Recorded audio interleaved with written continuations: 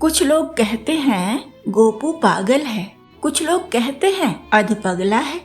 कभी वह पेड़ के नीचे बैठकर सुबह से शाम तक चिड़ियों से बातें करता रहता है, कभी खुद झट से पेड़ पर चढ़कर किसी भी पतली सी टहनी पर जा बैठता है।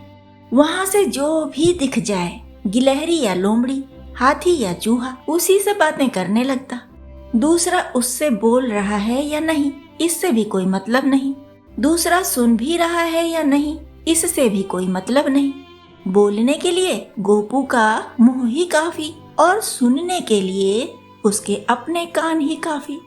आते जाते सब लोग उसे देख देख कर हंसते, बच्चे हो या बूढ़े सभी मनोरंजन करते और आगे बढ़ जाते। गोपू के गांव में एक माँ बेटी थी। एक दिन छोटी सी बेटी ने गोपू को देखा और फिर अपनी माँ के पास जाकर कहा, माँ हमारे गांव में एक पागल है, क्या आपने उसे देखा है? माँ ने कहा, ना मैंने तो कोई पागल नहीं देखा, तुम्हें कहाँ मिल गया पागल? बिटिया ने कहा, गांव के बाहर पेड़ की पतली सी टहनी पर बैठा हंस रहा था, उसका नाम गोपू है। माँ बोली, अरे बिटिया, वह फिर दिखे तो उस पर हंसना नहीं और उससे बात भी न करना। तुमने उसे पहली बार देखा है, पर मैंने तो उसे तब से देखा है जब वह तुम्हारे बराबर था। बिटिया बोली, उसे देखकर तो सब हंसते हैं, बच्चे लोग भी हंसते हैं और बूढ़े बूढ़े काका लोग भी हंसते हैं, मैं ही क्यों न हंसूं फिर उस पर? माँ बोली, बेटा, दूसरों पर हंसना बहुत बुरी बात है, इसलिए मत हंसना। जिन्हें इतना भी ज्ञान नहीं, उन्हें हंसने दो। उन्हें हम नहीं सिखा सकते बिटिया, पर तुम वहाँ से ही हट जाना जब उस पर लोग हंसें। थोड़ा सा उसका ध्यान हंसने वालों पर जाएगा तो वह डंडे भी मार सकता है, पत्थर भी फेंक सकता है। बड़े लोग तो भाग जाएंगे, तुम तो नन्ही सी हो, गोपू तुम्हें मार ही डालेगा बिटिया। मेरी बात याद रखोगी ना? बिटिया बोली, हाँ माँ, याद रखूंगी, पर गोपू पागल कैसे हो गया? क्या वह जन्म से ही पागल था? माँ ने कहा, नहीं बेटा, जन्म से तो ठीक था, लेकिन बचपन से ही बिगड़ैल था, जिद्दी था, भला बुरा कुछ नहीं समझता था। इससे बड़े बड़े बिगड़ैल लड़के इसका खूब फायदा उठाते। गोपू घर के पैसे चुरा कर ले जाता, सब लड़के उसके पैसों पर खाते पीते, यह सब तरफ से उल्लू बनता रहता। घर के लोग लाख समझाते, पर इसका दिमाग तो जैसे बंद डिब्बा था।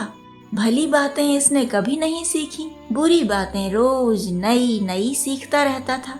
बिटिया, इस पगले के कारण घर की दशा खराब होती रही। जैसे जैसे बड़ा हुआ, ऐसे ऐसे इसकी अय्याशियां भी बढ़ती रहीं। घर का पैसा खत्म होता गया तो जमीन बेचने लगा, सब जमीन भी बिक गई। कमाने की तमीज कभी सीखी नहीं। अच्छे और सच्चे मित्र उसके पास थे नहीं कि कभी कोई अच्छी राय मिलती। कहाँ से मिलती अच्छी राय? गांव के सब अच्छे लड़के ठीक से कमाने लगे, उनके पास नौकरी, घर, गृहस्थी सब हो गया। पर इस अभागे से कौन लड़की शादी करती? गोपू के पास न घर, न जमीन, न नौकरी, न पैसा। फिर इसने कई दुकानों में चोरी की, खूब पिटा, जाने कितने कितने दिन भूखा भी रह जाता। न बेचने को कुछ बचा था, न आय का कोई साधन ही था। बिटिया ने पूछा, और गोपू के दोस्त, क्या उन्होंने गोपू की मदद नहीं करी?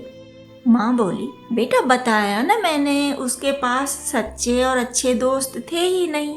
कुछ दोस्त उसके जेल में बंद हैं, कुछ जाने कहाँ भाग गए, कुछ पुलिस के हाथों मारे गए, कुछ आपस की लड़ाइयों में ही मर गए। गोपू को कौन पूछता? अच्छे बच्चे तो इससे हमेशा दूर ही रहा करते थे।